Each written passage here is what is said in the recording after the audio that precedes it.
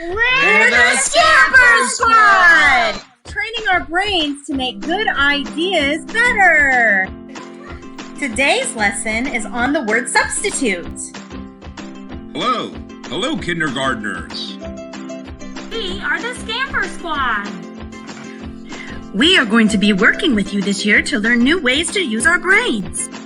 Sometimes we change things to make them better, and that is what SCAMPER is all about. We will work on looking at things in different ways so that we can practice exercising our minds. Each time that we come in to work with you, we will be teaching you a new skill. Today's thinking skill comes from the first letter in the word scamper. Does anyone know what that letter is? That's right, it's the letter S. Our word for today begins with the letter S. Our word is substitute. Has anyone ever heard the word substitute before? When a teacher can't make it to school, the person who takes their place while they are out is the substitute. Or when a ball player is taken out of the game, another person, the substitute, takes his or her place. When you substitute something, you put something else in its place. When you substitute something, you replace it with something else. Think about this. What if you were home baking chocolate chip cookies? Yum! And then you realized that you're out of chocolate chips. What else could you substitute for the chocolate chips? Do you have any ideas? How about blueberries? Or maybe nuts? Ooh, we could add candy to it. Or what about bacon? Now you are thinking outside the box. Way to substitute. Can you think of any other ideas? Cool! Oh. All right, SCAMPER Squad. Good thinking today. Until next time, see how many times you can think outside of the box and look at the world in new and interesting ways. What will you substitute? The Paper Bag Princess by Robert Munsch. Hello, children. Do you love my outfit? Why do you think I would be wearing a paper bag instead of my regular clothes?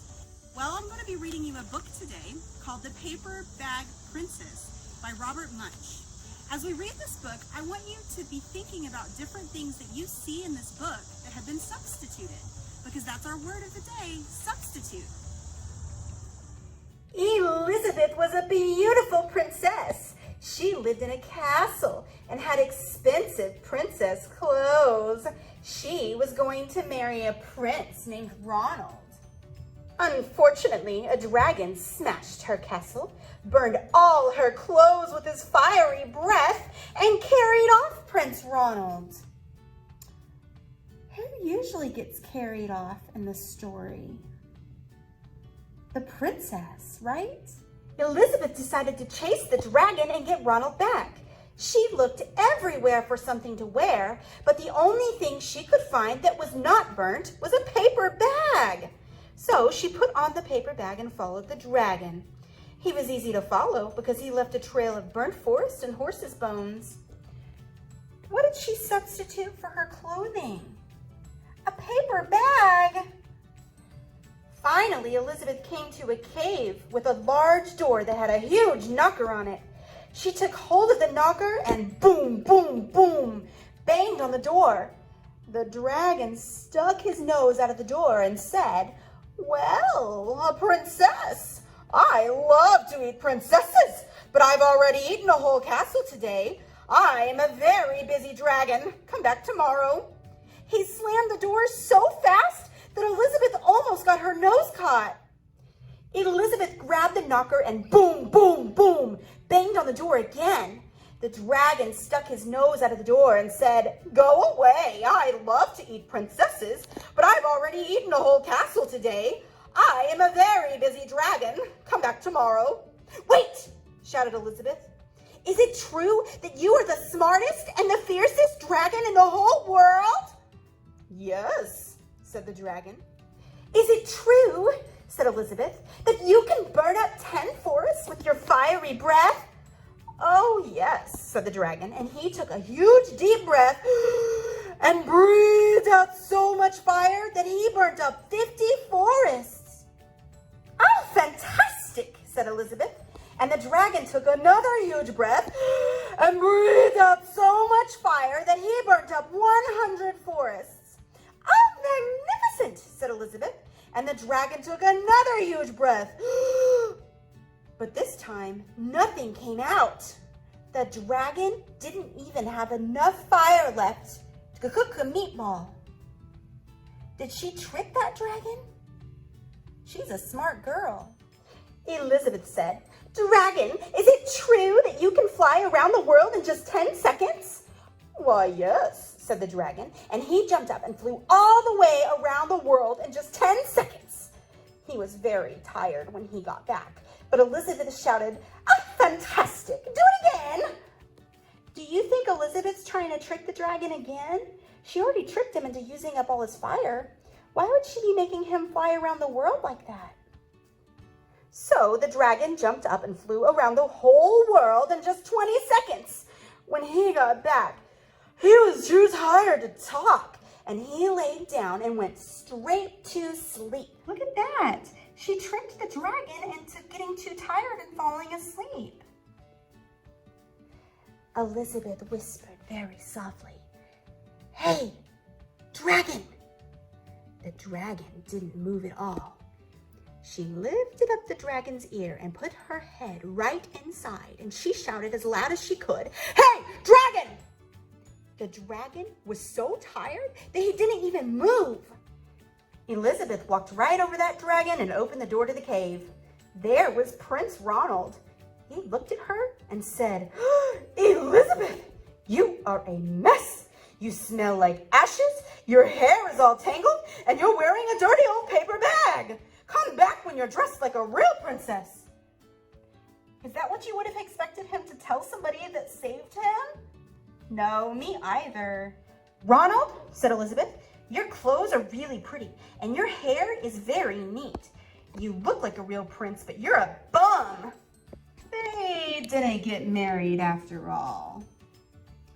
So what kinds of things were substituted in this story? Well, I think definitely her clothes were substituted for a paper bag, right? But also in the story, the prince is kind of substituted for the princess. Instead of the princess getting taken by the dragon, the prince is taken by the dragon. And instead of the prince saving the princess tries to save the prince. This is a great example of substitution. So we've talked about substituting funny things for clothes. Sometimes when we work together, we'll do silly things because silly ideas are fun and they sometimes come up with new and unusual ways of thinking. Well, my princess needs some substitutions too. I noticed, first of all, to be a princess, you have to have a crown. What kinds of things can we substitute for a crown? Flowers would be really good, or I have a snake to put on her head. What do you think? Does she look more like a princess now? What else could we use to substitute on her for clothing? Can you think of any new and unusual things that you could use for clothing? How about using plastic bags for a skirt?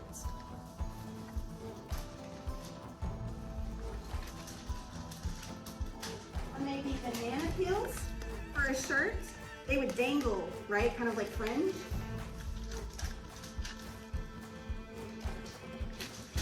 What about shoes? We could give her goldfish shoes, or we could give her snail shoes.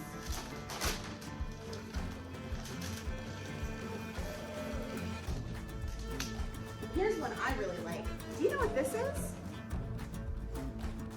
This is a lionfish, and they're poisonous when you touch them. So I was thinking a lionfish could make a really good bracelet for her because then she could fight the dragon off with it. So we're gonna give her a lionfish bracelet. Maybe let her have a friend, a sloth, as a necklace.